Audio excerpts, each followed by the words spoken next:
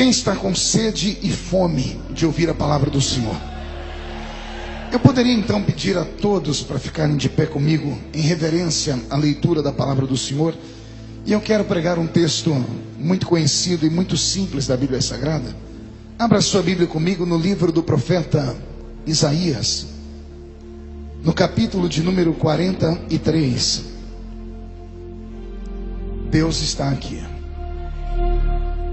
Livro do profeta messiânico, no capítulo de número 43.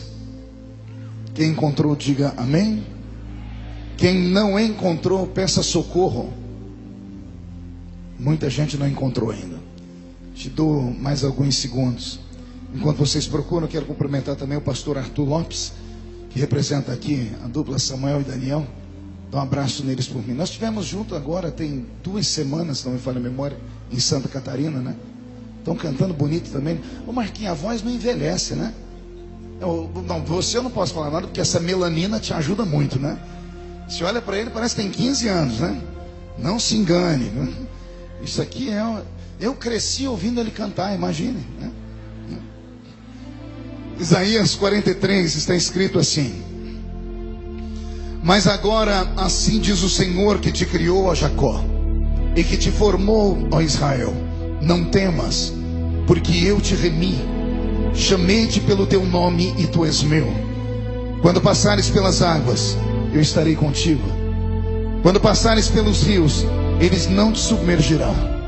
Quando passares pelo fogo, ele não te queimará, nem a chama arderá em ti, porque eu sou o Senhor teu Deus, o Santo de Israel, o teu Salvador. Até aqui. Amém, igreja? Eu acho que eu vou ler mais uma vez para ver se empolga o coração daqueles que ainda amam a santa palavra. Mas agora assim diz o Senhor que te criou, ó Jacó, e que te formou, ó Israel: não temas, porque eu te remi, chamei-te pelo teu nome e tu és meu. Quando passares pelas águas, eu estarei contigo. Quando passares pelos rios, eles não te submergirão. Quando passares pelo fogo, ele não te queimará, nem a chama arderá em ti, porque eu sou o Senhor teu Deus, o Santo de Israel, o teu Salvador. E só quem serve a esse Deus, dê um grito de glória ao nome dele, por gentileza. Feche a Bíblia, coloque no banco, na cadeira, e pegue na mão da pessoa mais perfumada do seu lado. Ainda dá tempo. Se você não pegar na mão de ninguém, eu vou acreditar que a pessoa do seu lado não colocou um perfume nessa noite. Vai ser constrangedor. Você pode atravessar a faixa de Gaza que te separa do irmão que está do seu lado? Isso. Muito obrigado pelo carinho. Estamos em família. Família unida vence unida. Agora aperte a mão da pessoa com um carinho até ela falar aleluia. Pentecostal que não faz barulho está com defeito de fabricação, não é? Vamos orar comigo, igreja? Pai, nós te exaltamos, nós te glorificamos, e nós entendemos que dentro de alguns minutos, e este ambiente ficará pequeno para o tamanho da glória que o Senhor vai mandar do alto dos céus para cá. Os que vieram tristes começarão a saltar de alegria. Os que vieram se arrastando não voltam se arrastando para casa. Hoje voltarão voando nas asas de um novo tempo. E antes que eu comece a ministrar a sua palavra, eu lhe faço alguns pedidos. E o primeiro é este: cerque este lugar com a sua glória, e num raio de 5 quilômetros onde houver um demônio alojado, eu dou a esses demônios segundos para sumirem daqui de Anápolis, porque se não sumirem, serão queimados pelo poder da sua glória que aqui será derramada. Rasgue os céus sobre este lugar nesta noite. Manda anjos de fogo descerem aqui. Que esses anjos desçam trazendo brasas de fogo nas mãos. Comecem a esparramar estas brasas entre nós. E onde houver um crente cheio do Espírito Santo, pega ele nesta noite, Jesus, e mostra o caminho da verdadeira e poderosa adoração. Fala conosco, fica conosco, é o que eu te peço agora e sempre. E toda a igreja diz. Os que podem, tomem o seu assento aplaudindo a Jesus, porque Ele é bom, porque Ele é maravilhoso. Graças a Deus. Querida igreja, noiva do Cordeiro, simpatizantes da nossa fé, amigos que vieram de perto, que vieram de longe, para este lindo evento nessa noite. Eu sirvo a Jesus Cristo desde criança e prego desde os 13 anos de idade. Hoje eu tenho 44 anos, sei que estou com cara de 50 e o corpinho é de 60.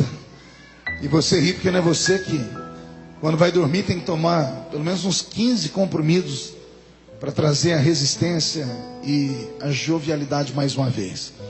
Mas, desde a minha infância até os dias de hoje, eu não trago na minha memória nenhuma lembrança de um culto que Jesus tenha faltado a uma reunião. Meia dúzia de crentes entenderam. Eu vou tentar melhorar para ver se todos entendem. Eu quis dizer que desde criança até hoje eu não me lembro de um culto que Jesus tenha sequer chegado atrasado à reunião. Às vezes, por motivo de força maior, somos obrigados a chegar no culto depois que ele começa. Às vezes, somos obrigados a ir embora antes do culto terminar.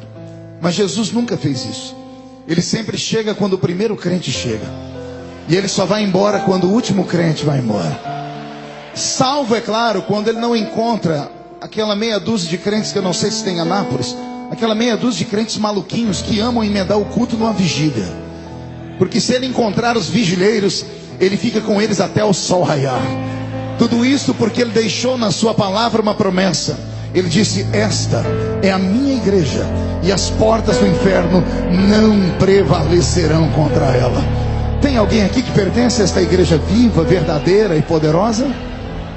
Que maravilha. Com o passar do tempo e a idade vai chegando, eu tenho me tornado um pouco ranzinza. Eu acho que é fruto dos cabelos brancos. Então, para que eu não seja indecoroso ou falte com a educação aqui nessa noite, eu quero fazer alguns pedidos de antemão e gostaria muito que vocês me acatassem. O primeiro pedido é que ninguém mais se locomovesse aqui dentro, que ninguém mais andasse, a não ser, é claro, que você esteja com uma diarreia daquelas que não tem Imosec que resolva, né? Que não dá tempo nem de falar em Jesus, você acaba falando Genésio. Aí, por favor, corra para o banheiro. Mas tirando isso, não há motivos para você ficar passeando aqui dentro desse lugar. Eu sei que algumas pessoas vieram, ouviram a boa música, e a música foi uma bênção. Alguns jovens já se levantaram e já se retiraram. Se você quiser fazer isso nesse momento, fique à vontade, como algumas pessoas já estão fazendo. Ninguém é obrigado a permanecer aqui dentro. Mas uma vez que você está aqui, por gentileza, não chame a atenção das pessoas que estão ao seu lado. Segundo pedido, ninguém mais distribua água aqui dentro, nem aqui em cima do púlpito. Eu sei que aqui é uma tribuna de honra, mas os irmãos trazem água para nós e a igreja fica sem água, não é justo, né? Então ninguém mais suba aqui nesse lugar. Terceiro lugar, eu vi algumas criancinhas que estavam andando, graças a Deus, os pais já colocaram no seu colo. É muito lindo ver as crianças andarem, né? Mas só a senhora que acha, mãe, só o senhor que é pai que acha, ninguém mais acha. Então coloque a criança no seu colo, e se você puder adorar a Deus comigo nessa noite, uma coisa eu te garanto, você corre o risco de sair de Anápolis e entrar comigo nas regiões celestiais. Se nós fizermos este culto um culto racional, com educação e com propósito, algumas vidas serão transformadas nessa noite aqui. E eu tenho certeza que você voltará para sua casa possuído por temor e pela presença do meigo Espírito Santo. Posso ouvir mais um grito de glória a Deus? Vou pedir que você levante um dedo de profeta para cima comigo, é o dedo indicador. Com todo respeito, aponte para a pessoa que estiver mais próxima de você. Diga: você entendeu, pastor? Diga: só abra a boca para glorificar o nome de Jesus. Amém? Aperte o cinto, porque nós vamos decolar na presença de Deus a partir deste momento. Robson, mude a música para mim. Abrir a Bíblia Sagrada no livro do profeta Isaías é uma aventura. Até porque o livro do profeta Isaías é de longe um livro normal. Falo isso, é claro, pedindo data vênia a todos aqueles que estudam a Bíblia, porque não há nenhum livro comum na Bíblia. Mas existem alguns livros na Bíblia Sagrada que são mais apreciados do que outros. A Bíblia Sagrada é uma biblioteca. A Bíblia protestante, essa Bíblia minha e sua, ela tem aqui dentro 66 outros livros, divididos em várias categorias. Nós temos aqui os livros dos profetas maiores, dos profetas menores, os livros poéticos, os livros proféticos, os livros históricos. Enfim, é uma gama de livros que poderia fazer qualquer um aqui passar a madrugada toda versejando. Todavia, alguns desses livros mexem com o nosso imaginário, porque tocam o nosso coração. E o livro do profeta Isaías é um desses livros. Não sei se você memorizou enquanto eu falava no início. Eu chamei este livro, apelidando de livro do profeta messiânico. Fiz isso a propósito. Fiz isso para provocar a sua mente, para provocar a sua curiosidade como servo de Deus. Isaías é o único profeta do Velho Testamento que parece ter enxergado Jesus em todos os momentos da sua existência.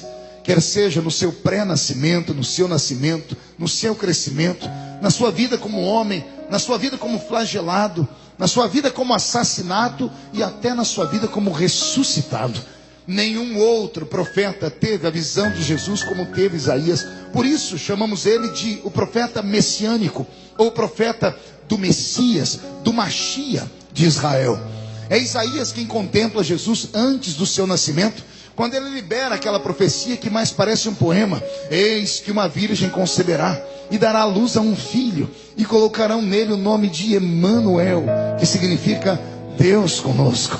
É Isaías também que vai revelar para nós, no meio das suas pregações, que Jesus não seria um ser humano apenas. Ele seria um ser humano, mas dotado com a divindade dentro dele. Não é que Isaías está dizendo que Jesus seria um semideus, meio homem, meio Deus. Não, ele não era um ser híbrido.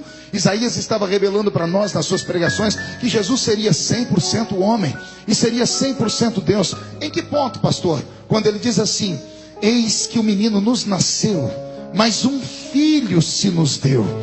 Ele está dizendo, o menino nasceu porque homem nasce, só é homem porque nasce. E ele está dizendo, Jesus vai ser homem porque o menino vai nascer da barriga de Maria. Mas quando ele vai falar de Deus, ele muda, ele não chama de menino, ele chama de filho. E ele diz, o filho não nasceu, o filho foi dado. O menino nasceu de Maria, mas o filho foi dado do alto dos céus, que desceu entre nós e se fez carne. E quem sistematizou para nós o maior de todos os milagres da Bíblia Sagrada, após a ressurreição de Cristo, é claro, para mim o maior de todos os milagres é a encarnação do Verbo. É Paulo quem conta para nós em forma teológica, dizendo que ele mesmo sendo Deus, não tem por usurpação ser igual a Deus, antes aniquila sua forma divina e desce entre nós e se faz carne. Os homens morrem de ciúmes da Bíblia, e os cientistas têm ciúmes do próprio Deus. Eles já conseguiram fazer bebês de proveta, conseguiram até clonar a ovelhinha Dolly, você deve se lembrar disso. Conseguiram há pouco tempo atrás a façanha de fazer nascer ou brotar uma orelha no dorso de um camundongo. Eles conseguem até fazer seres híbridos nessa terra. Conseguem fazer frutos sem semente. Dia desse eu estava mascando uma uva e eu falei, onde está a semente? Alguém disse, esta uva não é normal, é uma uva fabricada em laboratório. O homem brinca de Deus, mas ele esbarra, porque ele já conseguiu fazer quase tudo, menos uma virgem ser mãe de um filho. Ele não consegue. Não, pastor, olha que se pegar uma virgem e implantar dentro dela o sêmen de um homem, ele até consegue. Tudo bem, então vamos melhorar. Ele não consegue fazer uma mulher dar à luz sem a intervenção de um homem ou sem a participação de um homem. Só houve um que isto fez. Só houve um que isto fez. E ele está entre nós aqui nesta noite em Anápolis. Ele é tão grande que os pés dele já estão passeando dentro deste ginásio, mas a face dele está diante dos serafins do céu, que estão cantando e profetizando: Santo, Santo, Santo é o Senhor dos exércitos. E Anápolis vai começar a ficar cheio da sua glória dentro de alguns minutos. Se tem alguém que concorda comigo, dê um grito de glória a Deus para eu não ficar sozinho aqui. É este profeta messiânico que 700 anos antes de Jesus nascer, perceba isso, anote isso, 7 séculos, 700 anos antes de Jesus nascer, recebeu de Deus um presente. Recebeu uma luneta telescópica, invisível e espiritual, que ao ser colocada nos olhos fez ele enxergar o futuro, e o futuro fez ele ter esperança. A visão do futuro fez com que o próprio ministério de Isaías mudasse. Eu disse que fez com que o ministério de Isaías acontecesse o quê? Não ouvi, 1, 2, 3? Pergunte por quê. Só falo se todo mundo perguntar. Quem conhece o livro do profeta Isaías sabe que não bastasse ter tanta peculiaridade, Isaías é o único profeta que Deus tira do meio da aristocracia judaica. Todos os demais profetas saíram do meio do povão. Todos os demais profetas tinham sangue de matuto na veia. Se você pegar Amós, estava ele em cima de um cavalo, ou em cima de um boi. Era amansador de burro bravo. Deus viu ele torcer o pescoço de um touro pelo chifre, jogar o boi no chão. Deus olhou do céu e disse: se ele consegue pegar um boi pelo chifre, o diabo vai sofrer na mão dele. Vou levantar esse cabra como profeta. Se você pegar o profeta Oséias da Bíblia, você vai encontrar ele fazendo pães na madrugada. Enquanto Jerusalém adormecia, ele fazia pães. Deus olhou e disse: gostei disso. Enquanto o meu povo dorme, é preciso que alguém fabrique comida para eles. Este será um grande profeta. Todos os profetas da Bíblia Sagrada saíram do meio do povo, com exceção de Isaías, que era sobrinho do rei mais poderoso e conhecido do seu tempo, o famoso rei Uzias. E é só entendendo essa parte histórica que eu estou dizendo, que você vai compreender porque é que Isaías narra no capítulo 6, aquele encontro com Deus. Quando ele diz: no ano em que morreu o rei Uzias. Ele estava dizendo assim: no ano em que o meu tio morreu, no ano em que aquele que era o mais poderoso de todos os judeus, que era do meu sangue, que era da aristocracia, que me protegia quando meu ministério nasceu, no ano em que ele morreu, eu pude ver Deus. E somente um estudo mais apurado vai fazer o bom crente entender que Isaías está aqui fazendo uma meia-culpa. E por que não dizer que ele está desabafando? Porque quem conhece o livro do profeta Isaías vai se lembrar que do primeiro capítulo até o capítulo 6, ele pega o dedo de profeta e de maneira quase que arrogante, ele aponta o dedo no nariz de todo mundo, dizendo: ai de ti, ai dos que bebem, ai dos que idolatram, ai dos que fazem o bem ter nome de mal, ai daqueles que adoram imagens, ai daqueles que pecam. O primeiro capítulo, segundo, terceiro, quarto e quinto do livro de Isaías é uma série de profecias violentas, profecias que tocam na dignidade do ser humano, e não há nenhum meia-culpa, não há nenhum apontamento de cura. Isaías enfia o dedo na ferida das pessoas e mostra para elas que elas não prestam, que elas não valem nada. Mas de maneira miraculosa, do capítulo 6 para frente, Isaías muda a pregação dele. Ele parou de apontar o dedo para todo mundo e começou agora a apontar o dedo para ele mesmo. Porque ele começou a dizer assim: agora ai de mim, porque vou perecendo. Por que foi que ele apontou o dedo para ele? Porque Isaías teve um ministério, como eu disse, o único que nasceu no meio dos ricos. E por ter nascido no meio dos ricos e ter um tio tão poderoso, ele não tinha que prestar conta com ninguém, ele não tinha que ter medo de ninguém. Todos os profetas da Bíblia que foram anteriores a ele, e alguns depois dele, foram martirizados. Porque ninguém gosta de ouvir um profeta na sua essência completa. As pessoas querem ouvir as coisas boas, mas o profeta não é apenas profeta de coisas boas, ele é profeta de verdades. E as verdades às vezes machucam. E todos os profetas contemporâneos de Isaías, por exemplo, como o próprio Jeremias, como Ezequiel, tiveram suas vidas atormentadas. Isaías era alguém temido, e as pessoas não temiam ele por ser Isaías, temiam o tio dele que estava por trás dele. Mas como Deus é um grande Deus, Deus permitiu que o tio de Isaías morresse. E no dia em que o tio dele morreu, parece que o brilho do fervor e da glória do rei Uzias desapareceu. E Isaías começou a contemplar que ele não poderia esperar dos homens o ajuda. Ele não poderia esperar que os homens o protegessem, mas sim aquele que o chamou para a sua grande missão. No dia em que o tio dele morreu, ele reconheceu que ele não era nada e não era ninguém. E somente a mão de Deus poderia fazer com que ele ficasse vivo. Oxalá aconteça isso conosco nessa noite. Oxalá isso aconteça com essa tribuna nessa noite. Enquanto nós olhamos para os homens e esperamos que os homens nos protejam, acabamos ficando arrogantes e tocamos na vida de todas as pessoas e julgamos as pessoas pela roupa, pelo cabelo, pela maquiagem, pela cultura, por onde moram, por onde deixam de morar, pelo que pensam, pela filosofia, enfim, julgamos as pessoas. Mas quando passamos a depender de Deus, nós olhamos para todas as pessoas e percebemos que somos todos iguais. A mesma matéria que te fez foi a mesma matéria que me fez. E não é porque eu estou em uma tribuna que eu sou maior do que você. Pelo contrário, a Bíblia diz que aquele a quem mais é dado, mais é cobrado. Que nesta noite todos nós entendamos que aqui não existe nenhuma nomenclatura maior do que a de servo. E todos os que estão aqui porque foram salvos pelo mesmo sangue que eu fui. E aquele sangue que me salvou, que me mudou e que me deu uma vocação, pode nesta noite marcar a sua vida e te dar uma vocação também. Mas é claro, você tem que desejar e buscar. Quem compreendeu, diga: eu entendi isso aí, pastor. É o rei Uzias que morre e é Isaías que se encontra com Deus dentro do santuário. E após se encontrar com Deus, Deus muda o seu ministério. E o homem que só apontava pecado para as pessoas começa a falar de tempos de vitória. Ele que só dizia, você vai pecar, se você pecar vai cair em um buraco e não vai se levantar mais. Começa a dizer assim, Deus também é Deus de promessas. E Ele faz promessas vitoriosas. E Ele começa a dizer, chegará um tempo que Israel vai entrar numa terra que vão beber mel, vão beber leite, vão comer da terra e não vão ter que pagar nenhum centavo. Chegará um tempo em que a criança vai brincar com a áspide, com a cobra. Chegará um tempo que o cordeiro caminhará junto com o leão. Ora, para um homem que só falava coisas de miséria, agora começa a profetizar coisas boas. Há uma grande mudança no ministério deste lindo profeta Isaías. O seu livro, como eu disse, é uma particularidade, uma aventura. Quem já leu o livro do profeta Isaías vai se lembrar, sem olhar agora, quantos capítulos ele tem. Alguém se lembra quantos capítulos tem Isaías? Não ouvi? 66, dá para todo mundo repetir comigo? 1, 2, 3. Mais uma vez, 1, 2, 3. Quantos capítulos tem o livro de Isaías? Curiosamente, a Bíblia protestante também tem 66, não capítulos, mas 66 livros.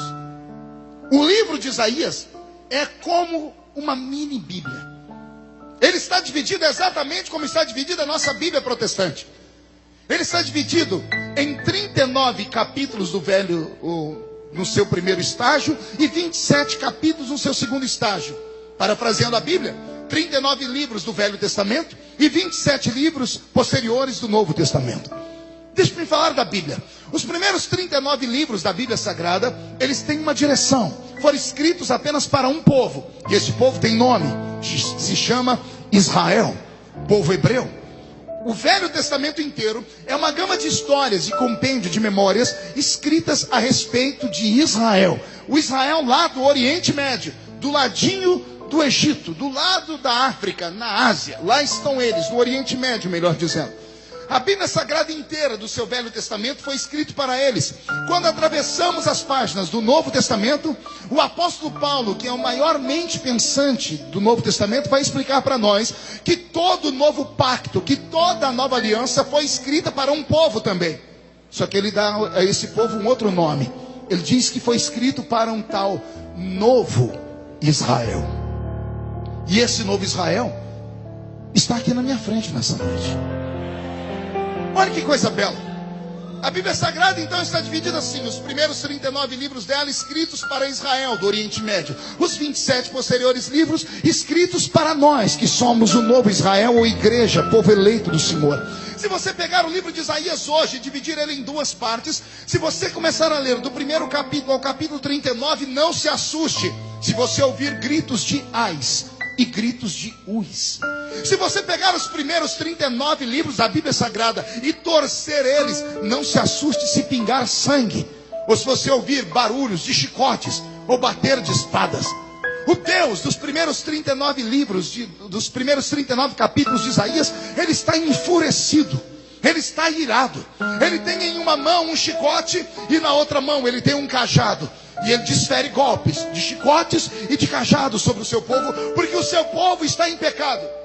Não sou eu quem digo, é o Senhor quem diz sobre o povo dele. Deus chamava Isaías para conversar e falava assim: Isaías, eu tenho um povo que tem olhos, mas não vê. Tem ouvidos, mas não ouve. Dei a eles tudo e eles não me agradeceram por nada. Deus está enfurecido até o capítulo 39. Agora respire fundo. Como que num passe de mágica, do capítulo 40 para frente, Deus fica light. Deus fica amoroso. Deus fica apaixonado. E ele começa a falar coisas que somente espirituais entendem. Como por exemplo, é do capítulo 40 para frente que Deus vai fazer uma das suas maiores palavras em forma de pregação. Uma das maiores revelações, onde ele diz assim: operando eu, quem me impedirá? A pergunta que eu faço é: o que foi que aconteceu para que Deus mudasse de atitude tanto na Bíblia Sagrada? Porque os primeiros 39 livros da Bíblia falam de tristeza e de angústia, terminam com um silêncio sepulcral. Quem já leu o livro de Malaquias sabe o que eu estou dizendo, sabe o que vem pela frente, até chegarmos em Mateus. Nós temos 400 anos de silêncio. 400 anos onde Deus não fala com o homem, onde não se levanta mais a nuvem, a Shekinah de Deus, onde o anjo do Senhor desaparece da história, onde a forma teofânica, ou seja, Deus caminhando na terra em forma de anjo, simplesmente deixa de existir, onde profetas não são mais ouvidos. O Velho Testamento termina com um silêncio de Deus, porque Deus estava entristecido, estava irado. Mas de repente, o Novo Testamento começa com um grito de Deus. O grito de Deus está na boca de um homem que sai do meio da península do Sinai, magro, cabelo desgrenhado, barba comprida. Sua dieta era a base de gafanhoto e mel silvestre, sua roupa era feita de pelo de animal, e ele entra como boca de Deus gritando: arrependei-vos, porque é chegado o reino de Deus sobre a terra. Então Deus começa a abrir a sua voz. Então, como eu estava dizendo para vocês, Isaías não é só um livro. Isaías é uma mini Bíblia. Estude Isaías quando você tiver um tempo. Se deleite nos livros, nas histórias que Isaías escreve. E se puder, se emocione com o capítulo 53, quando ele fala sobre a Páscoa, quando ele fala sobre o Cristo que foi morto, mas que ressuscitou e está à direita de Deus Pai olhando para nós aqui nesta noite. Posso ouvir mais um grito de glória a Deus? Então eu tenho aqui uma notícia boa para vocês. Deus poderia ter me inspirado nesta noite a pregar em qualquer um dos primeiros 39 capítulos do livro de Isaías, e eu não teria medo algum de pregar, até porque sou assembleiano e prego há muito tempo. E se tem uma coisa que eu tenho, é a vontade de falar a verdade a qualquer momento, doa quem doer, custe o que custar. E já passei do tempo de ter que dar explicações sobre o que eu prego ou não prego. A minha barba está ficando branca, mas a bondade de Deus com Anápolis é tão grande que o Senhor falou no meu ouvido: filho, não, deixe os primeiros 39 livros para outro dia, os primeiros 39 capítulos para outro dia. Eu quero que você pregue na segunda parte. Eu quero que você comece pelo capítulo 40 e vá até o 43, porque no capítulo 43 eu tenho um presente para o povo que vai te ouvir. Eu tenho uma palavra revelada de promessas, promessas que vão mexer com a sua alma nesta noite. E só para eu ter certeza que estou no lugar perfeito e falando para as pessoas corretas, tem alguém aqui dentro que tem alguma promessa de Deus na sua vida que ainda não se cumpriu e gostaria que se cumprisse bem rápido? Levante a mão para eu ver, levante a mão. Então, por favor, chacoalhe essa mão direita para o céu.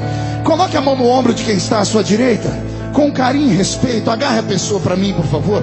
Isso, se a pessoa reclamar, fala: o médico mandou não contrariar o pastor Marco, que ele está ficando velho. Agarrou, chacoalha a pessoa até ela ficar irritada. Irrita ela, tira ela do lugar, não, mas com vontade, chacoalha ela. E diga assim: Deus te trouxe aqui para isso. Sacode ela com mais força, sacode. Diga: foi para isso que Deus te trouxe aqui. Deus te trouxe hoje aqui para sacudir a sua fé, para sacudir as promessas da sua vida, para sacudir o seu casamento, o seu ministério, para sacudir a sua história. E se tem alguém que concorda comigo, não dê um grito de glória a Deus agora, não. Dê um berro de glória a Deus nesse lugar.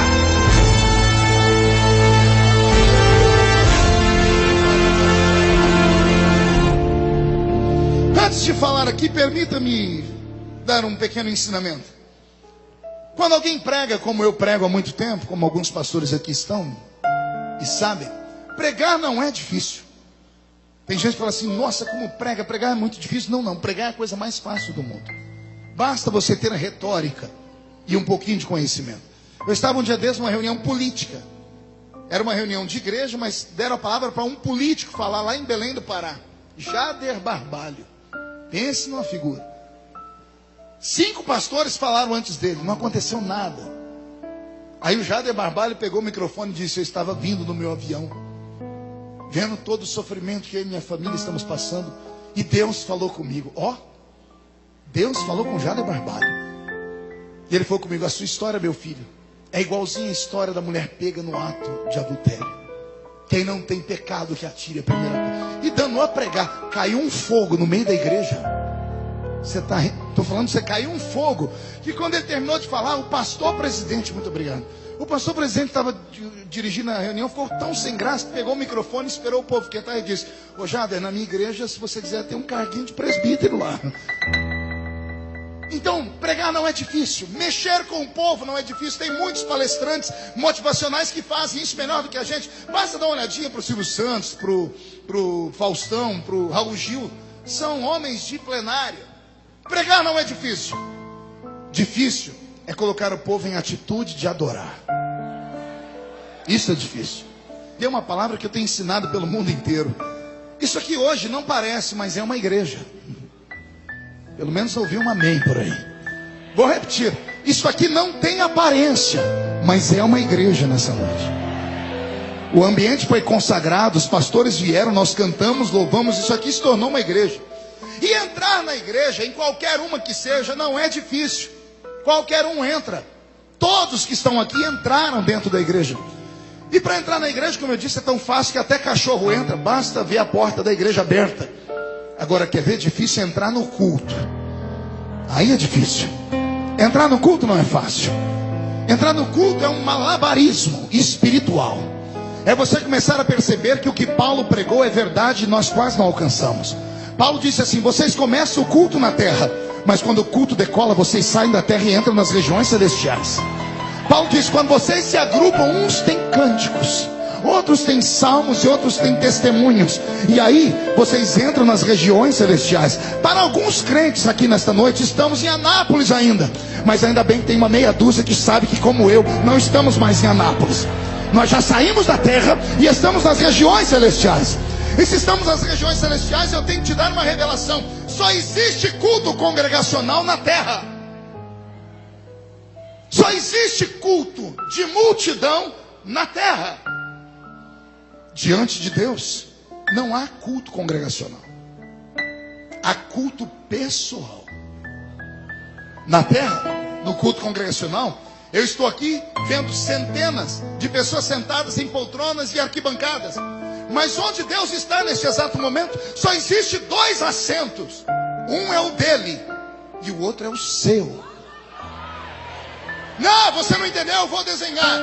Nas regiões celestiais, Deus não está vendo essa multidão. Ele está sentado em um trono e na frente dele está sentado você. E ele está te olhando. Ele está te olhando. E eu sei que um engraçadinho vai falar assim: ele está me olhando porque ele não faz nada, pastor. Porque isso aqui é culto. E se é culto, quem tem que dar culto é você, não é ele. Nós prestamos culto e ele recebe o culto. Se você ficar me olhando o culto inteiro com essa cara fechada, parecendo que foi batizado num pote de vinagre, você não vai sair de Anápolis nunca.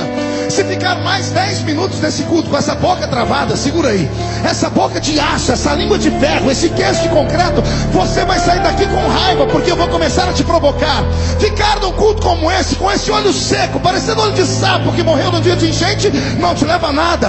Mas se você abrir a sua boca, erguer a sua mão para o céu, abrir a sua alma e começar a dizer: fala comigo, Deus.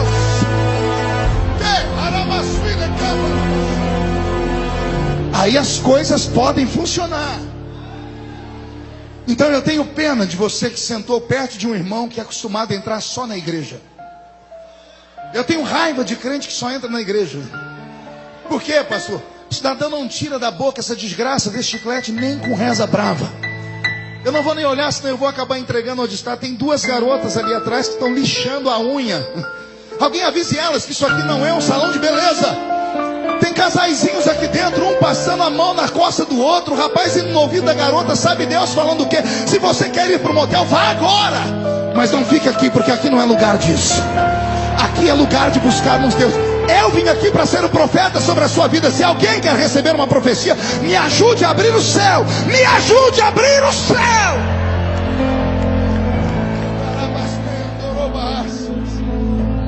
Agora eu acordei.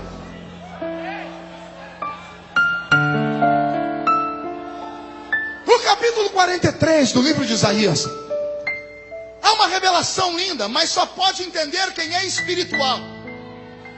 Porque Deus está tão feliz com o seu povo, porque parece que depois de ter corrigido eles por 39 capítulos, houve uma mudança. E como Deus é onipresente, Ele enxergou o futuro, o povo se arrependendo. Então Deus, que viu o povo se arrependendo, queria dar a eles um presente.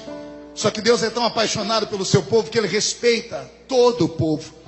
Ele chamou Isaías e disse: Isaías, eu tenho um povo só. Não são 2, não são 3. Deus tem apenas um povo. Este povo está aqui na minha frente nesta noite. Todavia, Deus tem no meio do seu povo 2 grupos.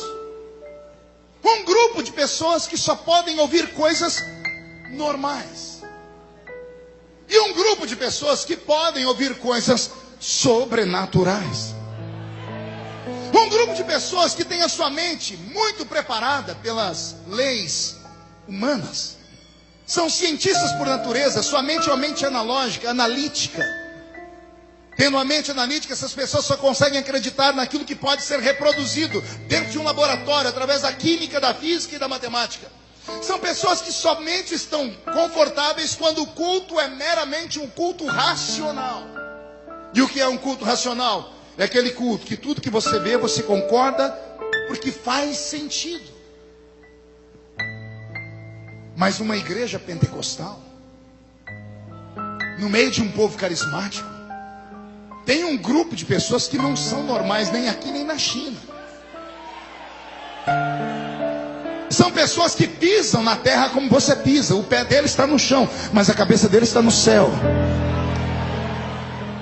São pessoas que entram na igreja e mesmo sabendo que Deus pode falar com eles apenas no âmbito da terra, o desejo deles é que o céu se rasgue e Deus desça para dar a eles coisas sobre-humanas.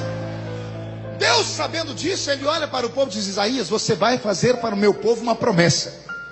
Eu tenho um povo só, mas a promessa vai se dividir. Cada grupo vai receber uma. O primeiro grupo vai receber uma promessa simples, uma promessa comum, uma promessa natural, uma promessa que eles não vão ter que forçar a mente deles para tentar compreender, não vão ter que discernir, não vão ter que buscar a revelação da promessa. Mas tem um outro povo no meio do meu povo, que esses aí, eu vou falar com eles coisas sobre-humanas. E eles mesmos, não compreendendo aqui, vão acreditar aqui. Aí Deus solta a palavra dele: avisa o meu povo, Isaías, que uma parte deles recebe essa promessa: se passar pelas águas, elas não te afogam. Esta é uma promessa simples. Agora a outra não tem nada de simplicidade nela, pastor Brito. Porque a outra é: se passares pelo fogo,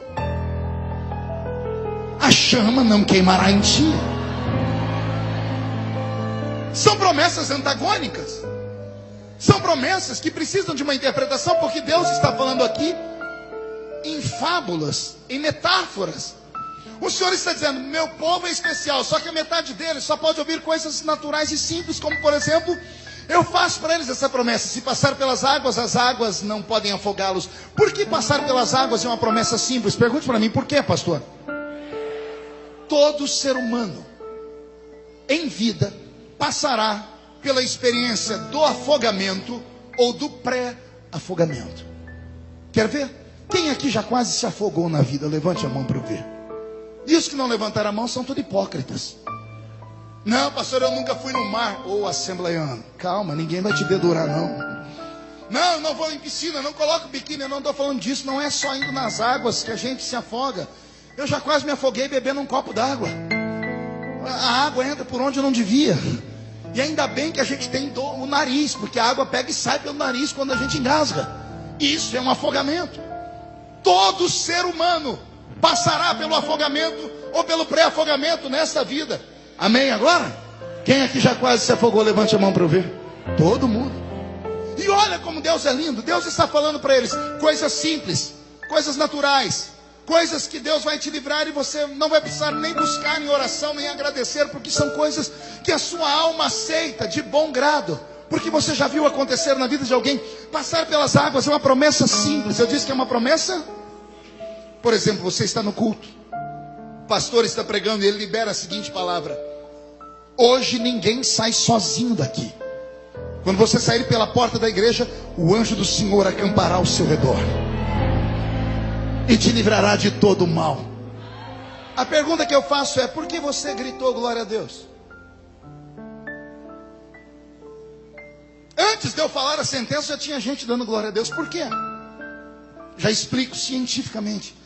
Todo ser humano tem aqui atrás da sua cabeça, no alto do seu cocoruto, um aparelhinho natural chamado, eu chamo de HD do ser humano.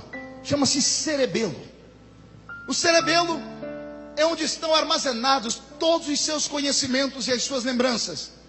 E as suas lembranças, às vezes, elas ressuscitam, quer de maneira consciente ou de maneira inconsciente.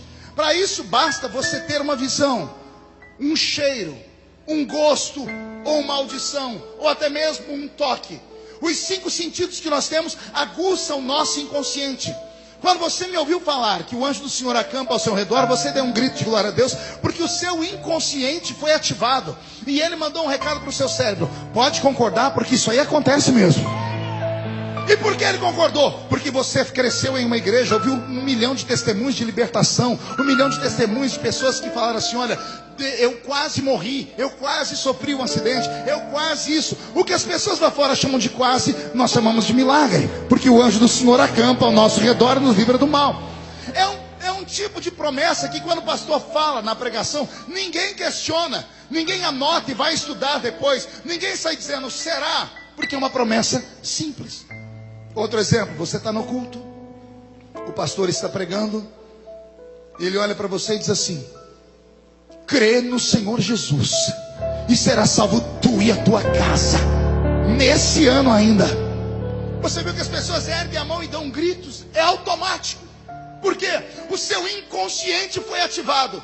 E ele disse assim: pode concordar com isso, porque já aconteceu na vida do fulano de tal, na vida da fulano de tal, e vai acontecer na sua também. Porque é uma promessa que todos nós recebemos e nós não questionamos, porque é uma promessa simples, é uma promessa natural. Mas aí Deus muda a promessa. De passar pelas águas, ele grita: se passar pelo fogo, a chama não queimará você. Percebeu que ninguém deu glória a Deus agora? Quando eu falei da água, todo mundo falei do fogo, cri, cri, cri, cri. Por quê? Porque o seu inconsciente, ao ser ativado, não encontrou memórias. Até porque é muito difícil entender o que está escrito aqui. Porque na história universal só há um conto de 3 homens que entraram em uma fornalha. O fogo queimou sobre eles e eles saíram sem um fio de cabelo queimado. Isso aqui não é uma promessa normal. Por isso nós não absorvemos ela. É muito parecida com isso aqui. Você está no culto, o pastor está pregando e de repente ele diz assim: alguém aqui nessa noite, analfabeto, que mora no meio do nada, perto de lugar nenhum, vai receber uma unção. E essa pessoa vai receber uma graça tão grande que ela, dentro de 30 dias, sairá do Brasil em um avião e vai até a Casa Branca nos Estados Unidos e vai profetizar em inglês para Donald Trump, dizendo para ele: o meu povo precisa de liberdade. Ó, de novo, cri, cri, cri. Por que ninguém disse glória a Deus? Eu estou profetizando. Por que ninguém disse? Porque não faz sentido. Porque não é uma coisa normal. Porque é uma coisa louca. É uma coisa absurda. É você estar no culto e o pastor pregando e diz assim: ó, Deus está me dizendo que um irmão aqui vai receber uma herança dentro de 48 horas. E essa herança vai ser tão grande que ele vai pagar a dívida externa da América Latina inteira. Então, pelo menos um acordou ali. E pode ver que todo mundo riu de você.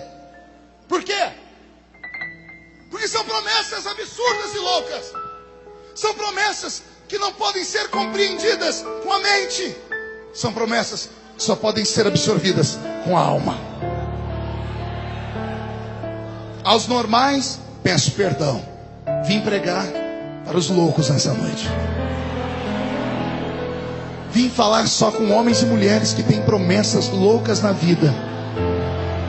E que por algum motivo no meio desses últimos anos você desacreditou nelas, porque a sua mente racional diz: é impossível, não vai acontecer, não vai acontecer. O Senhor me trouxe hoje aqui só para te dar a seguinte palavra: não sou homem para mentir, não sou filho do homem para me arrepender daquilo que falo.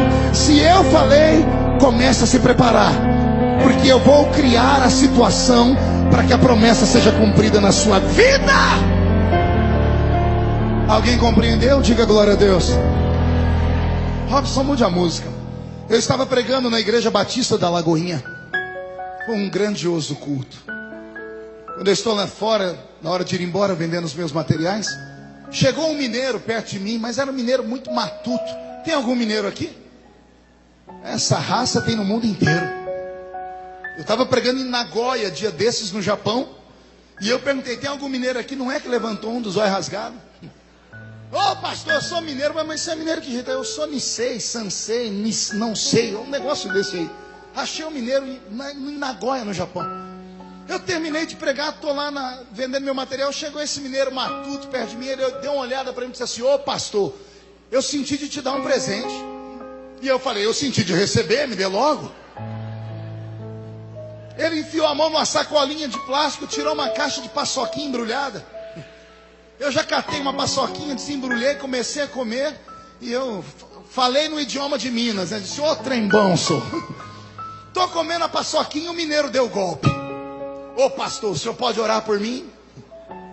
Esperto, né? Falei, depois da paçoquinha eu faço qualquer coisa por você. Falei, você quer que eu ore por quê? Ele falou, então pastor, ontem à noite eu fui numa vigília. E eu enfiei a paçoquinha na boca para não ter uma crise de riso. E ele repetiu, e lá na vigília, aí eu falei, desculpa, onde foi que você foi? Eu fui numa vigília. Para mim era vigília, eu nunca tinha conhecido vigília, era a primeira. Eu falei, e daí? E daí, pastor? Que não era vigília normal, não. Era vigília de crente doido. Eu conheço vigília de crente doido. Mas eu queria ouvir da boca dele. Disse, o que é uma vigília de crente doido, meu filho? Ih, pastor, é aquela vigília que quando o Espírito Santo desce, parece que é o espírito do Bruce Lee, porque os crentes ficam assim, ó. Eu falei, ô glória, eu gosto desse negócio.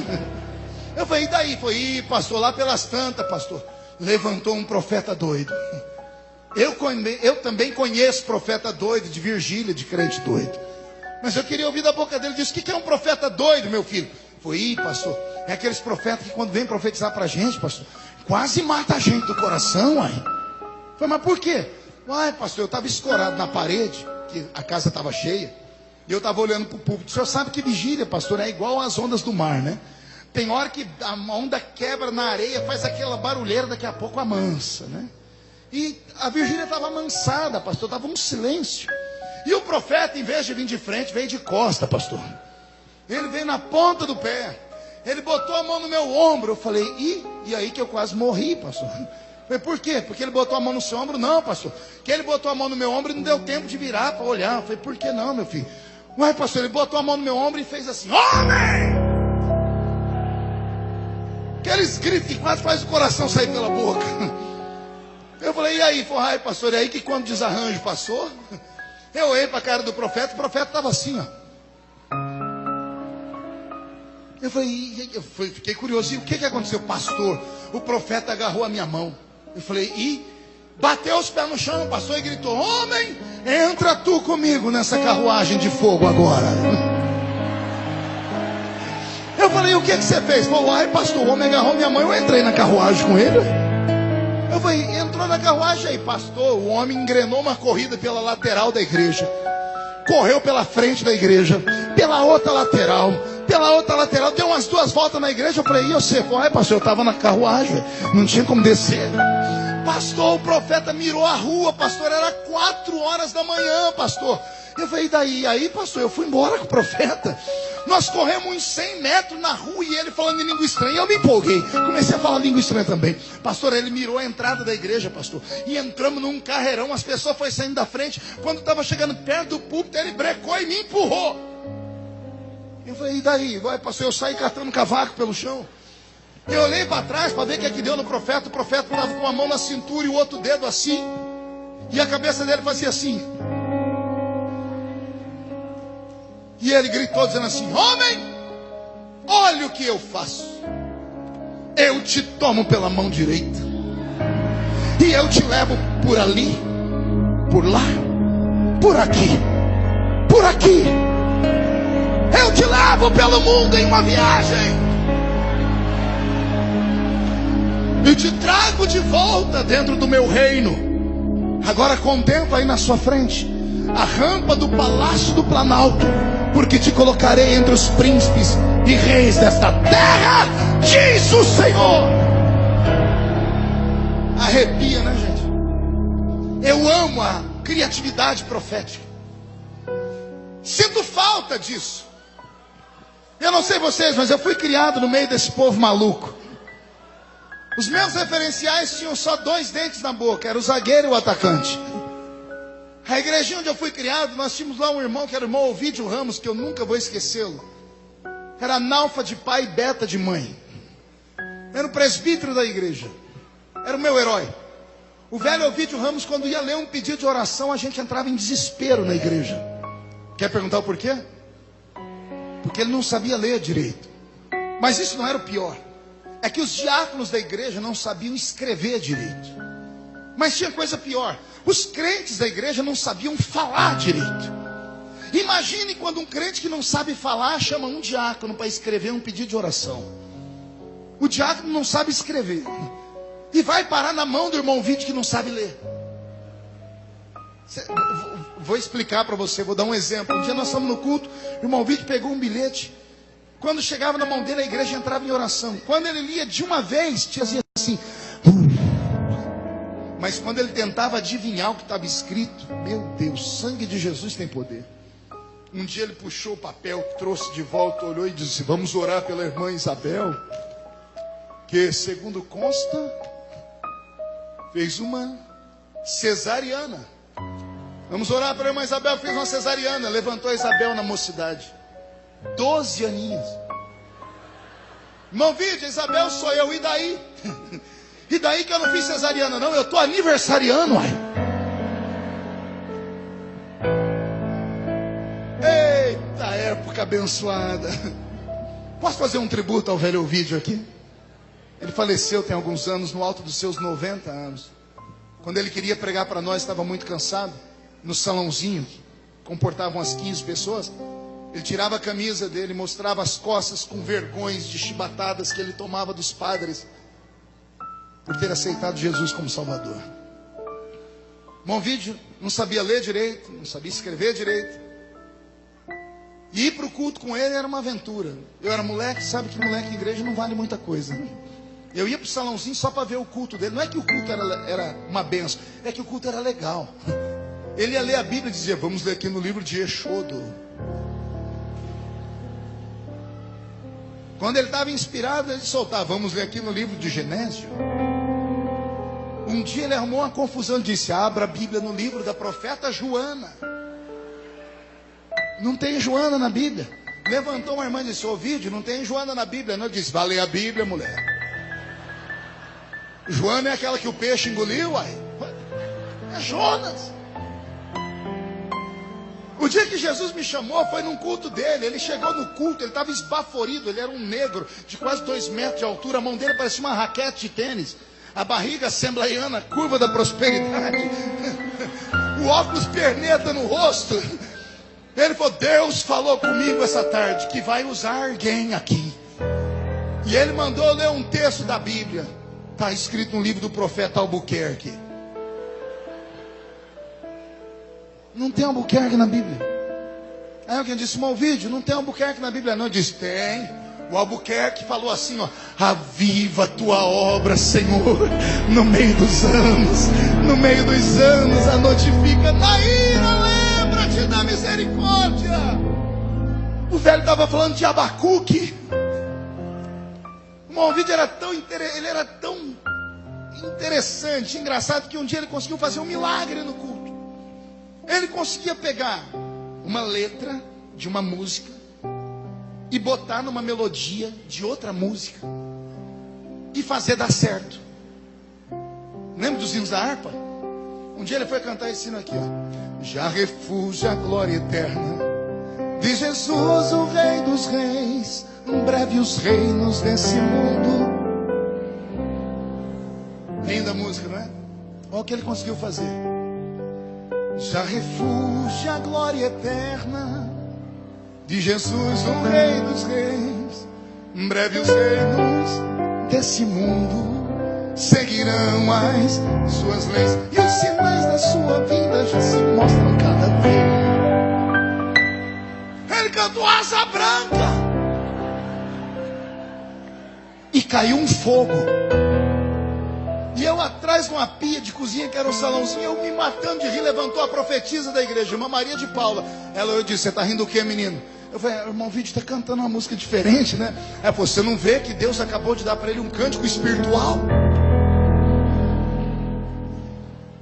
Ele fazia suas estripulias, mas todas as vezes que ele terminava de falar ou cantar, ele agarrava aquela Bíblia velha dele, tirava aquele óculos perneta da cara, ele levantava aquela mão gigante, e os olhos marejados em lágrimas eram acompanhados da seguinte sentença: não sei pregar bonito nem cantar bonito, mas sei falar 4 coisas que ninguém nunca vai tirar de mim.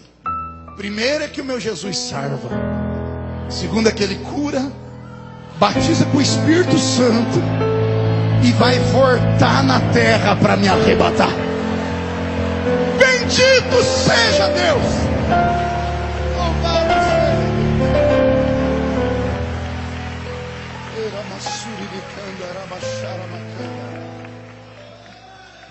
o mineiro na Batista da Lagoinha, quando me contou essa história, eu dei um glória a Deus tão grande. E ele abaixou a cabeça dele.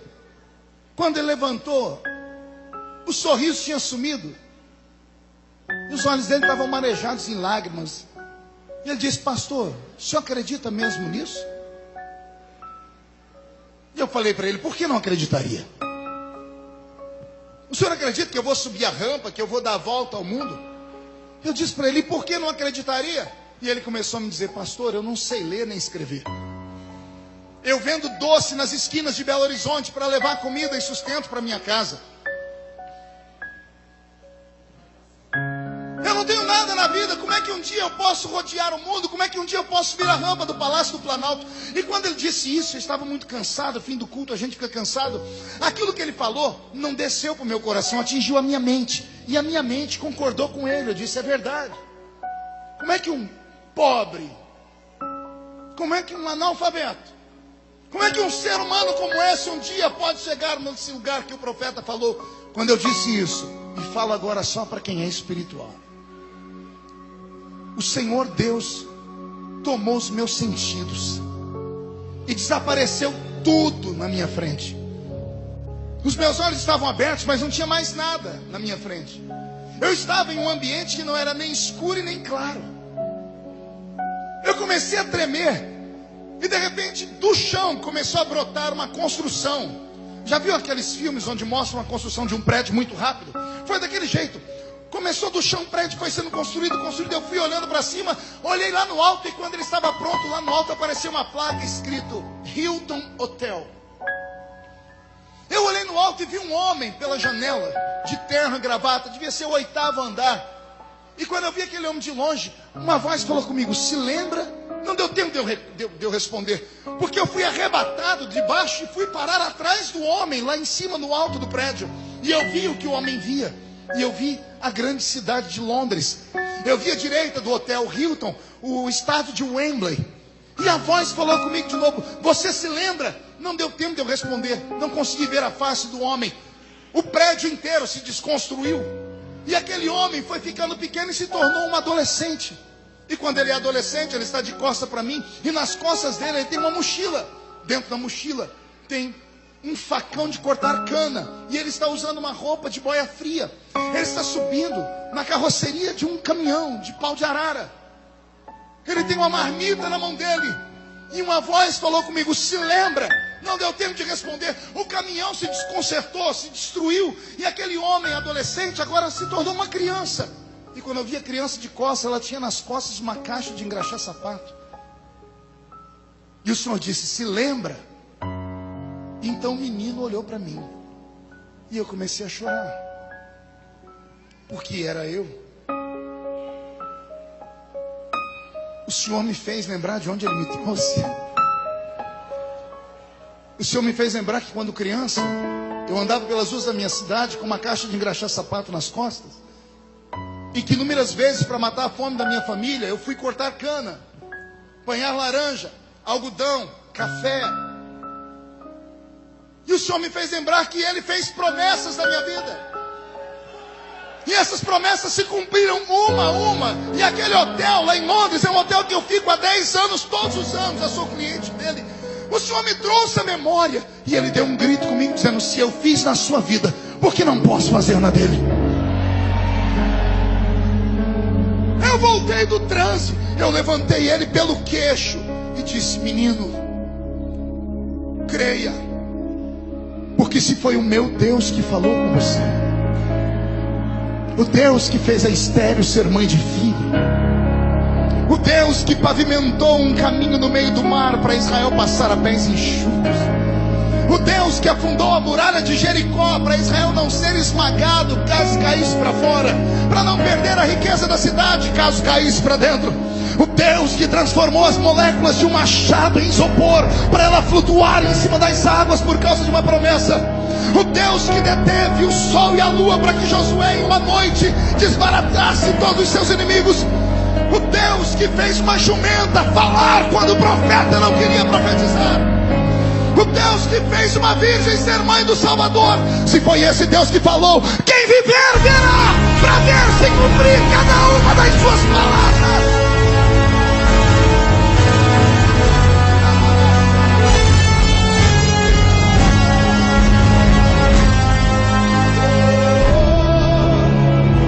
Aleluia.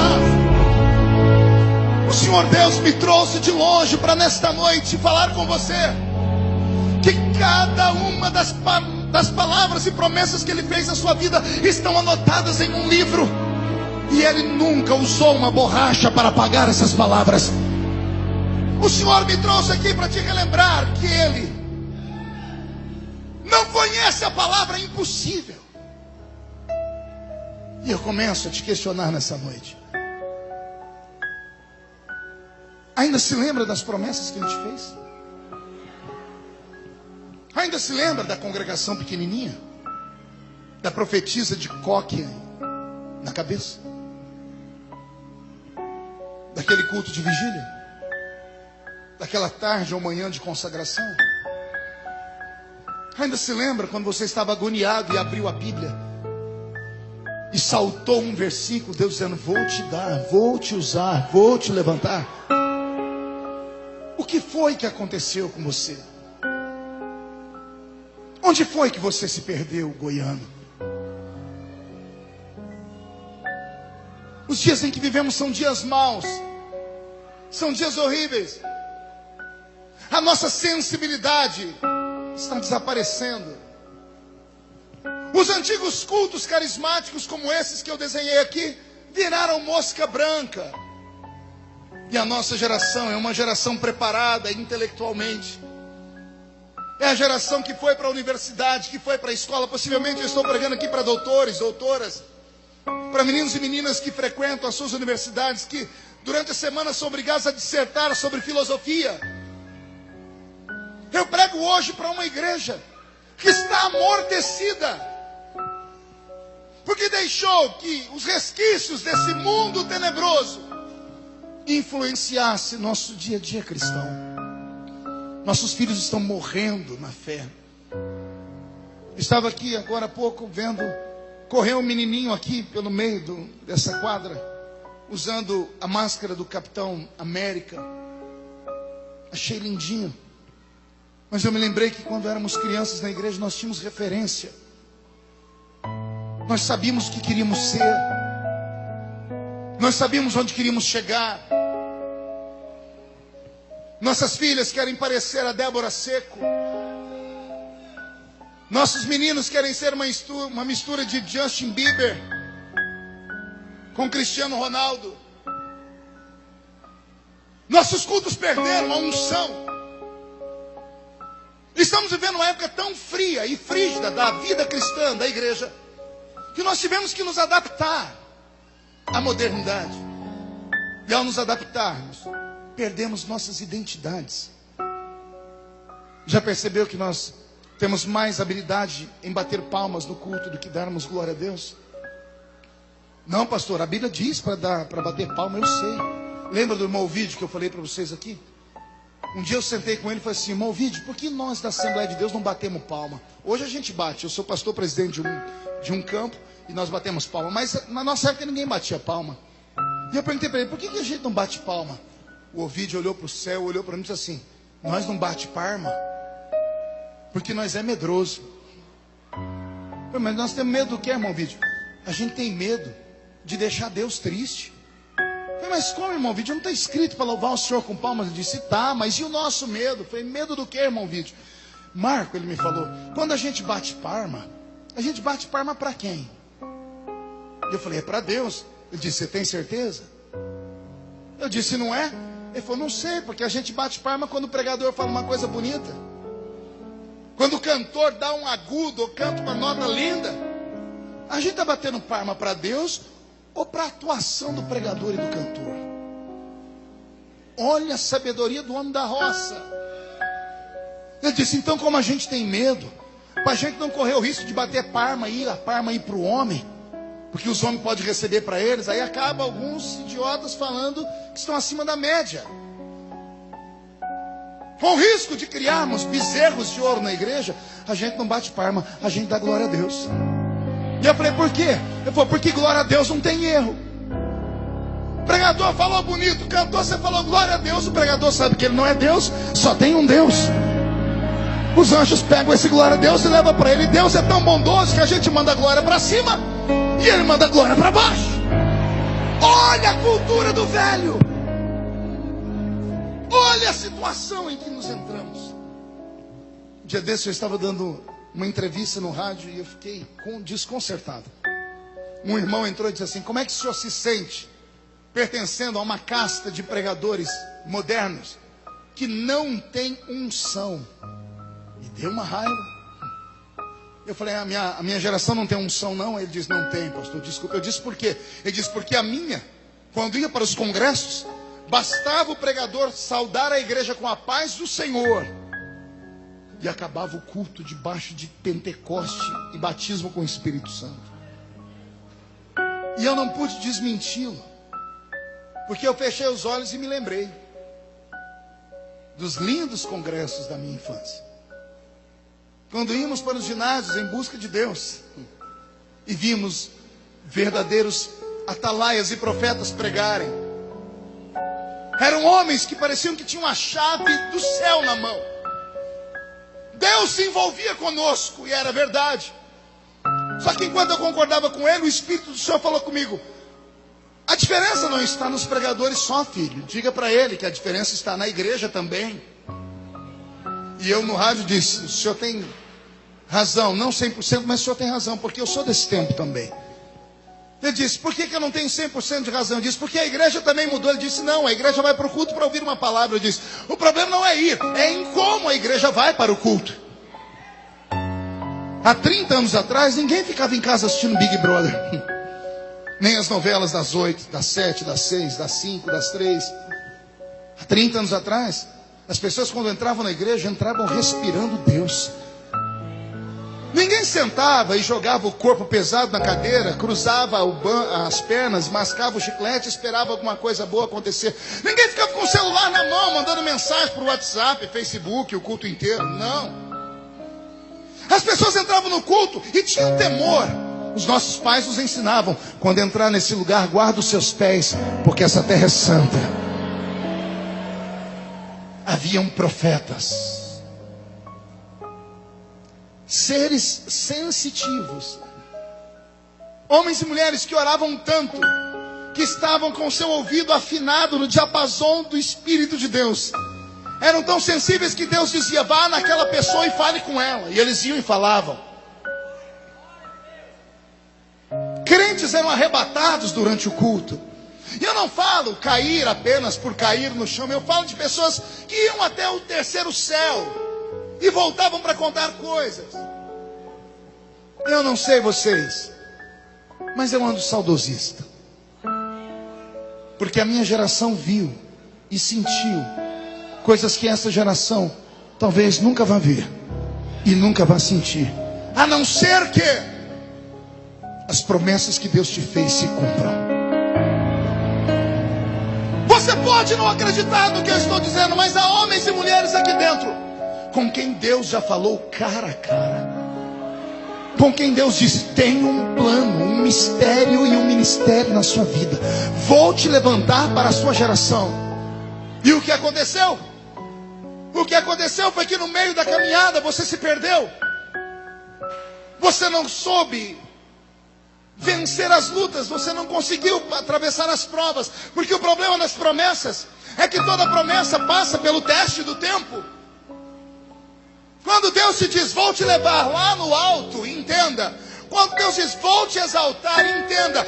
Antes de te exaltar, Ele vai deixar alguém te humilhar. Se Deus falar, vou te colocar no topo da pirâmide, entenda que antes dele te colocar no topo da pirâmide, Ele vai agarrar a pirâmide pelo bico e vai inverter a posição dela e vai colocar ela para baixo e transformar ela em uma cisterna. E então Ele vai te levar à cisterna para depois te colocar no trono. O problema é que Deus falou que ia te dar e ia fazer, você acreditou naquele momento, mas se perdeu depois. Teve a infelicidade de congregar com alguém que eu chamo de coveiro de igreja. Gente que está na igreja há uma década, há 2 décadas, 3 décadas, que nunca cresceram na fé. E quando viram você sonhar e acreditar, foram no seu ouvido e sopraram, desacredita, isso não vai acontecer. Isso aí é passado. Pois eu estou aqui para dizer para você que Deus não mudou. Você pode não acreditar no que eu estou dizendo, mas eu já não estou vendo mais homens e mulheres aqui. Eu vejo brasas de fogo. Umas estão incandescendo, outras estão quase se apagando, mas todos são brasas de fogo. E eu não posso acender a sua brasa, mas posso ajudar a soprar sobre ela, para ela encandecer. Por isso eu estou aqui dando a você um pouquinho de fé. Estou aqui para dizer para você que se você tem uma promessa de Deus, receba essa palavra. Você está imortalizado até que esta promessa se cumpra na sua vida. Você não entendeu? Eu vou repetir e vou desenhar para você. Se Deus falou que vai fazer algo na sua vida, não tem homem, não tem anjo, não tem demônio que possa roubar o que Ele falou que vai fazer na sua vida. Se Deus prometeu que vai te dar, vai te levar, vai cumprir, vai fazer, não tem homem na terra, não tem anjo no céu, demônio no inferno, não tem Zé Pilintra, Zé Pilantra, Chucaveira, Tranca-Rua, Preto Velho, não tem obra de feitiçaria, não tem macho, não tem fêmea, não tem governo, não tem cidade, não tem lei, não tem juiz, não tem ninguém que impeça Deus de fazer o que Ele disse que iria fazer na sua vida. Não tem. As pessoas me vêm pregar 30 anos e falam para mim, como é que o senhor aguenta? Você sabe a vida que Deus me deu, além de ser pastor, eu sou político. E de vez em quando as lutas vêm para cima de mim, as lutas vêm com força. E com tudo que acontece comigo vai para o mundo inteiro, porque eu me tornei uma pessoa conhecida no mundo todo. E o diabo tem gana, tem sede. E todas as vezes que vem uma luta, já tenho amigos que me chamam de Highlander. Ó, que treva. Uns pastores, você é o nosso Highlander. Eu nem sabia o que era isso, tive que procurar. Parece que é um tal de imortal. Mas eles não estavam errados, porque quem tem promessa de Deus é imortal.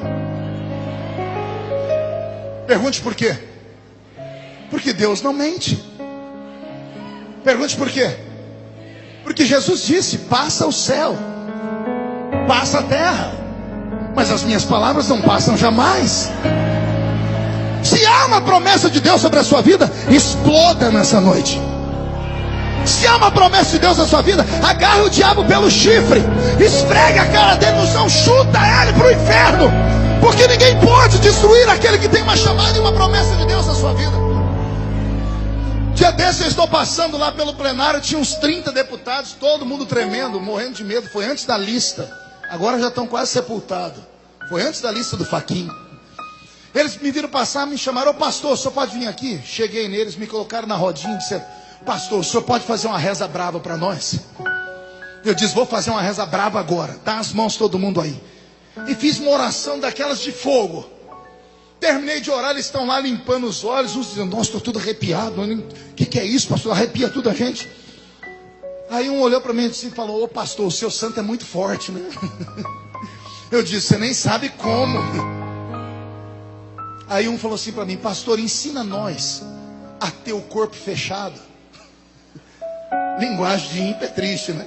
Só ensina nós a ter o corpo fechado. Eu disse, ensino, vai na minha igreja. Mas por que lá? Porque lá Deus vai levantar um profeta. e vai profetizar alguma coisa para vocês. Vai fazer uma promessa.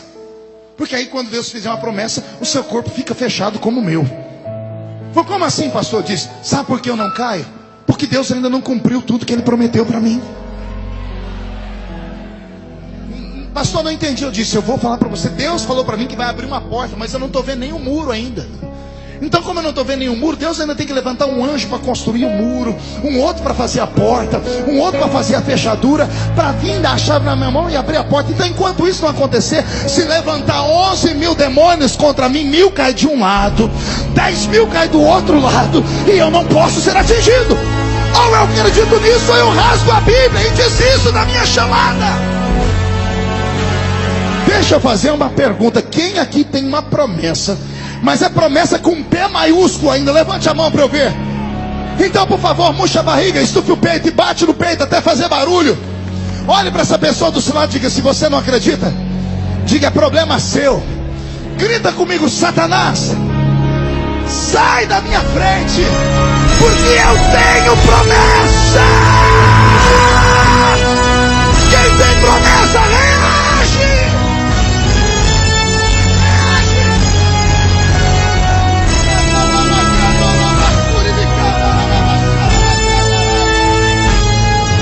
Meu Deus, eu estou com o meu corpo todo arrepiado. Já estou partindo para o final da mensagem. Você não tem noção.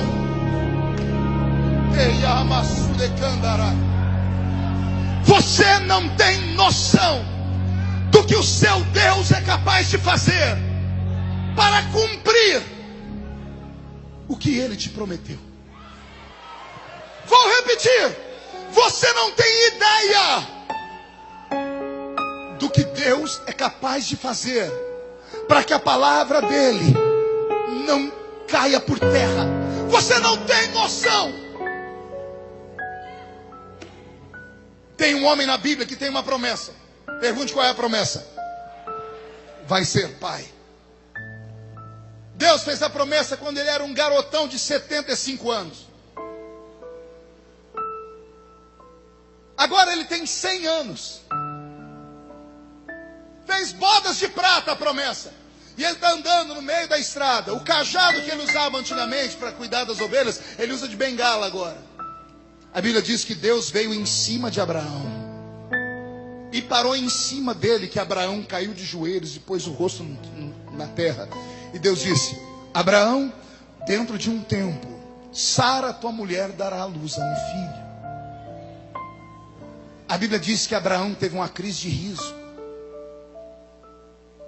Ele riu muito. Ele podia rir. Um velho de 100 anos pode rir. Eu imagino Deus olhando e dizendo, você está rindo do quê? Posso falar, senhor? Fala, Abraão. Senhor, a gente é amigo há 25 anos. O senhor não precisa provar mais nada para mim. É impossível.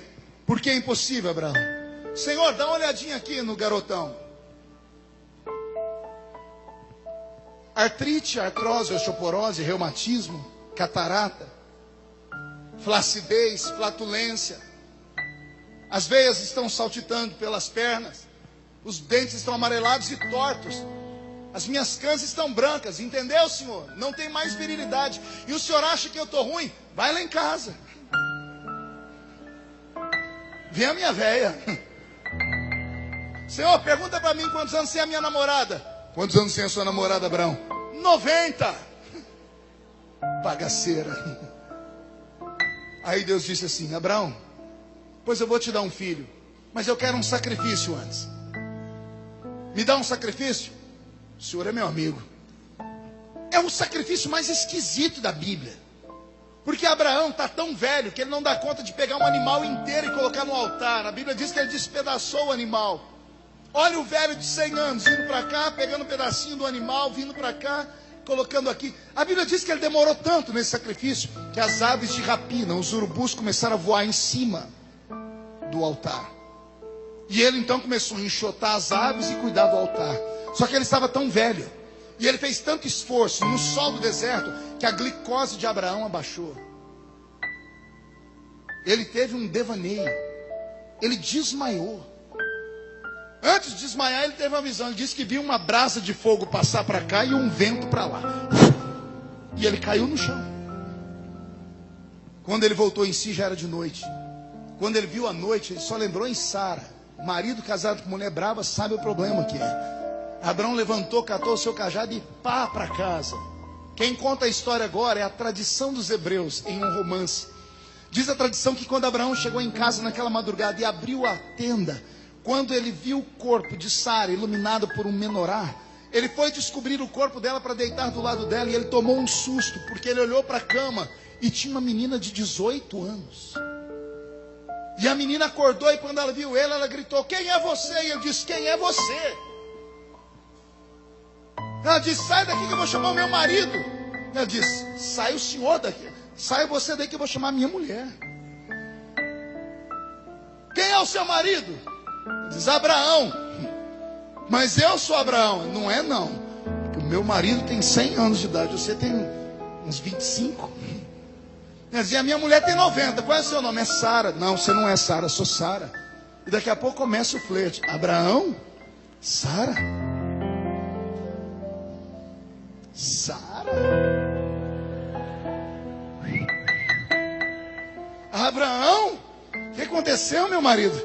Eu estava lá no meio do deserto e o meu amigo me visitou. Lembra da promessa? 25 anos atrás, ele falou que chegou a hora. E eu falei que a gente não dava mais conta. Então ele, como não pode mentir, quebrou a lei da existência e rejuvenesceu meu corpo. E rejuvenesceu o seu também. Pastor, isso é conversa fiada. Não é. Leia a Bíblia depois do capítulo 15 ao 17 de Gênesis. Você vai ver que depois desse encontro com Sara, Abraão saiu de lua de mel. Ele tem 100 anos, ela tem 90. Quando ele está no meio do caminho, ele falou: meu amor, se alguém perguntar o que você é minha, diz que você é minha irmã, porque você está muito bonita. Alô? Quem é que vai cobiçar uma velha de 90 anos? Só se for um asilo. Você não sabe o que Deus é capaz de fazer para cumprir o que Ele te prometeu. Você não tem noção do que Deus está fazendo nesta hora. Eu não estou aqui só para contar uma história. Eu não estou aqui para brincar com os seus sentimentos. Eu estou aqui como profeta do Deus vivo, porque está chegando a hora de Deus mudar a sua história. Deus vai virar a sua vida de cabeça para baixo. Alguém acredita nisso? Dá um grito, dá um berro aí, me ajuda, pelo amor de Deus. Deus tem nas mãos o poder de fazer o impossível acontecer. E eu encerro aqui. Tem um homem no lombo de um cavalo. Ele está onde? E ele está perseguindo os seus inimigos. Ele não dá conta, porque os inimigos têm cavalos árabes correndo. Então ele olha para o céu e diz: Deus, amanhã eu continuo a peleja. E Deus abre o céu e diz para ele assim: eu entrego o inimigo na sua mão hoje. Pelo menos um deu glória aí. Vou falar de novo. O homem de Deus disse: Senhor, vamos continuar a peleja amanhã. E Deus disse: eu entrego o inimigo na sua mão hoje. O homem sentou no lombo do cavalo, passou um pregão pelo povo e perseguiu o povo inimigo. Só que como ele estava correndo contra o tempo, ele olhou lá na frente, no horizonte, e viu a lua se levantar. Ele olhou por trás do ombro dele e viu o sol se pôr. Ele parou o cavalo e disse: Senhor, como eu disse, a gente continua a peleja amanhã. E Deus disse: eu falei que entrego o inimigo na sua mão, que dia? Eu imagino ele parando o cavalo e dizendo: então o senhor vai ter que dar um jeito aí, porque o meu cavalo não é coruja, nem morcego, não tem um radar na cabeça e não enxerga no escuro. E olha a lua nascendo lá, olha o sol se escondendo lá. Tira o olhar da terra, tenta enxergar Deus lá em cima do céu, sentado no trono, olhando para baixo. Os serafins tudo aqui atrás cantando santo, santo, um olhando para a cara do outro dizendo assim: santo, santo. Como que dizendo: e agora, o que Deus vai fazer? Deus olhou para baixo, deve ter dito assim: eu e a minha boca. Eu falei que entrego o inimigo na mão deles hoje. Só que está ficando de noite. Eles não vão conseguir perseguir eles à noite. Eu vou ter que fazer esse dia crescer. Aí Deus fica de pé no trono dele. Exatamente o que Deus está fazendo agora no céu. Se você não acredita nisso, é problema seu. Deus, quando vai fazer alguma coisa tremenda, Ele fica de pé no céu. Ele olha a pessoa, Ele marca a vida dela. Ele escreve a história dela em livros. Deus olhou para baixo. Eu vou te dar as duas visões, a visão de Josué e vou te dar a visão científica. Na visão de Josué, um homem que nasceu milhares de anos antes de nós, que não conhecia nada de ciências, ele diz que o sol parou. Os ateus vão dizer para nós que isso é a grande mentira da Bíblia, porque o sol não para, porque o sol não se move. Josué não conhecia o sistema heliocêntrico criado no século XV por Copérnico. Foi Copérnico que entendeu que o sol é o centro da nossa galáxia. Estamos num sistema heliocêntrico, o Sol está parado e a Terra é o terceiro planeta que gira ao redor do Sol, apoiado por outros 6 planetas, ou por outros 8 planetas, fazendo um total de 9 planetas que giram ao redor do Sol. Ele não sabia nada disso, então para ele o Sol parou de verdade. Então na mente de Josué aconteceu isso aqui. Deus colocou uma mão debaixo do Sol e a outra em cima da Lua. E falou assim: Josué, vê aí se está bom a iluminação.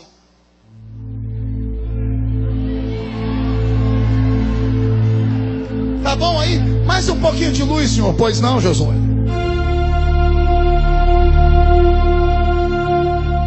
Isso é a visão do homem. Agora respire fundo. Deixa eu te dar a visão científica. Essa é louca. Eu li um livro chamado Universo em uma Casca de Nós, daquele cientista britânico Stephen Hawking, que detém hoje o direito de cátedra da cadeira de Albert Einstein, o homem mais inteligente do mundo. Ele diz que o universo é um corpo que cresce, está em expansão desde o Big Bang. Ele diz que o universo é um corpo que cresce, e tudo que cresce, cresce no sentido horário ao girar. Ao girar no sentido horário, diz ele, tudo que cresce no sentido horário não pode retroceder. Ele diz que se o universo estagnar agora e retroceder 1 milímetro, o universo inteiro implode e tudo que foi criado se desfaz.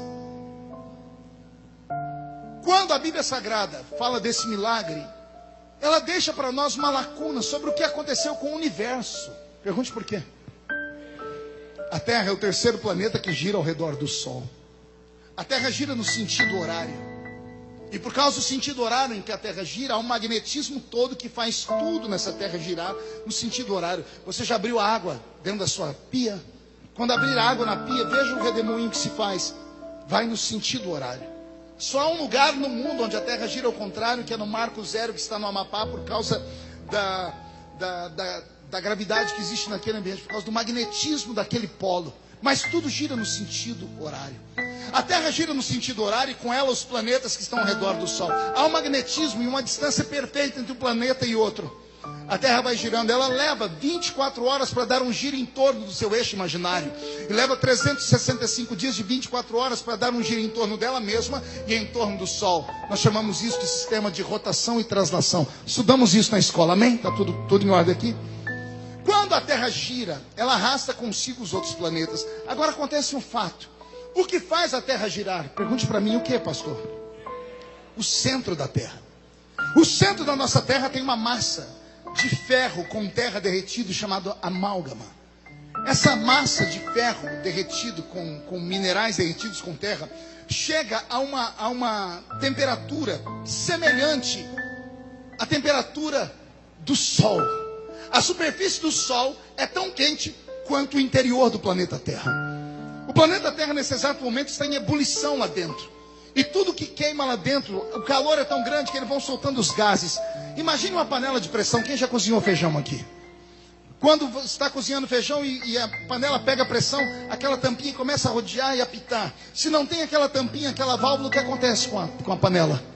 Explode. A Terra não explode porque existem sulcos dentro dela. Os gases vão saindo e vão entrando pelas paredes de rocha, pelas terras.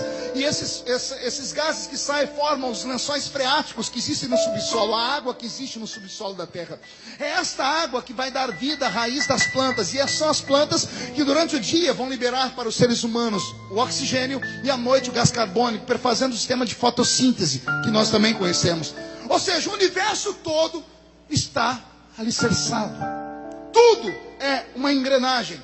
Se quebrar uma engrenagem, o universo inteiro se desfaz. Até aqui tudo bem? A parte mais forte: a Terra gira numa velocidade incrível. Alguém que diga que a Terra chega a girar quase 7.000 quilômetros por segundo. Nós não percebemos esse giro porque somos extremamente pequenos pelo tamanho da terra. E é exatamente esse giro que nos atrai à terra, que nós chamamos de gravidade. Tudo que você joga para cima cai no chão, é atraído à terra por causa desse giro gigantesco. Amém até aqui? Então, pessoal, a terra está girando, ela gira, no nosso relógio, 24 horas para dar um giro em torno dela mesma, e 365 dias de 24 horas para dar um giro ao redor do sol. Ela arrasta tudo com ela, está tudo no sentido horário, tudo no sentido de expansão. Aí vem Deus e diz a um homem: eu entrego o inimigo na sua mão hoje. Deus colocou uma mão no eixo imaginário da terra por baixo. Deus colocou uma mão pelo eixo imaginário por cima. Imagine um peão girando numa velocidade incrível. Deus travou o peão. Ele parou a terra. Ao parar a terra, Deus desestabilizou o universo inteiro. Deus desestabilizou Netuno, Plutão, Urano, a Lua, o Sol. Deus desestabilizou a terra. O problema não foi só parar. Pergunte qual foi o problema. É que ele parou a terra e girou ela ao contrário, para voltar a ser dia. E agora vem a parte mais difícil de crer. Pergunte qual. Não se sabe quanto tempo a terra ficou parada. Uma batalha não se vence em horas, são dias. Não se sabe exatamente quanto tempo a terra ficou assim. Eu queria saber o que aconteceu com as plantas que entraram em convulsão porque não sabiam se liberar oxigênio ou gás carbônico. O sistema de fotossíntese, os rios, a lua que se aproximou da terra, se afastou. O que aconteceu com os mares? Deus arriscou o universo inteiro, porque Ele fez uma promessa para um homem no lombo de um cavalo: eu entrego o inimigo na sua mão hoje. Se tem alguém que tem uma promessa como essa, pelo amor de Deus, reage, porque você não tem noção do que Deus é capaz de fazer para que essa promessa se cumpra. E só quem crê nisso, diga: eu creio, pastor. Fique de pé comigo. Só quem tem uma promessa. Incline a sua cabeça. Eu vou fazer uma chamada de altar nessa noite. É uma só. Eu queria perto de mim só homens e mulheres que têm uma promessa violenta.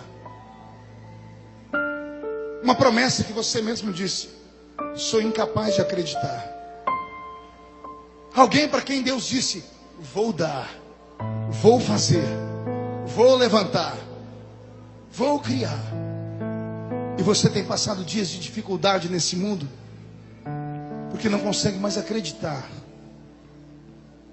Geralmente pessoas que têm uma promessa são testadas no limite. São homens e mulheres que acabam tombando, caindo, se machucando, se arrebentando. Pessoas que têm promessas são pessoas incompreendidas pela igreja. Acabam sendo excluídas, excomungadas, expulsas dos seus ministérios, porque a sua visão é diferente. São reformadores da fé. Se tem alguém aqui dentro que tem uma chamada, que tem uma promessa, eu te espero aqui na frente desse altar, porque Deus te trouxe hoje aqui para mudar a sua história de verdade. Isso. Incline a sua cabeça.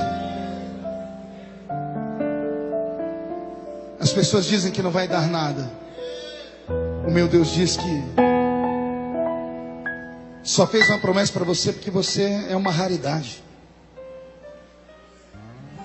Você não é comum. Você é diferente.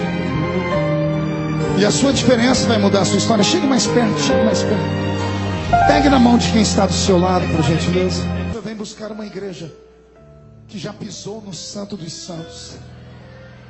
E quem já pisou no Santo dos Santos, em outro lugar não pode ficar, meu Pai. Ah, meu Deus. Quem já pisou no Santo dos Santos, em outro lugar não pode